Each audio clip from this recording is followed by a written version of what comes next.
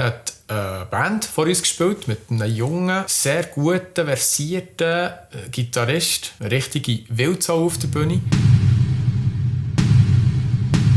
Im 18. hat uns der Pietro irgendwann mitteilt, dass er zukünftig nicht mehr bei Volksrocks mitspielen will. Ja, dann haben wir relativ schnell mal gesagt, jetzt müssen wir schauen für einen neuen Gitarrist. Wir haben dann einerseits auf Facebook haben wir ihn gesucht und andererseits hat es eine glückliche Begegnung gegeben. Und zwar war das im Schwingfest im Bernisch-Kantonalen in Otzisdorf. Da hat eine Band vor uns gespielt mit einem jungen, sehr guten, versierten Gitarrist. Eine richtige Wildsau auf der Bühne. Ich habe dann nach ihrem Auftritt und vor unserem Auftritt angesprochen. Die Geschichte ist dann weitergegangen mit ihm und mit einem, den wir zeitgleich eigentlich gefunden haben.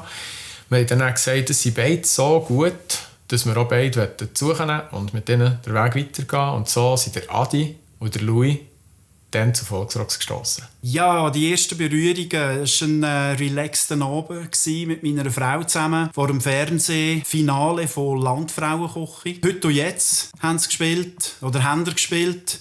Und ich habe gedacht, was für ein aufgestellter Haufen. Sehr geil gsi. Ich bin richtig geflasht gsi. Und dann war etwa ein Jahr ruhig gsi. Und dann hat eine Band einen Gitarrist gesucht. Erste Probe.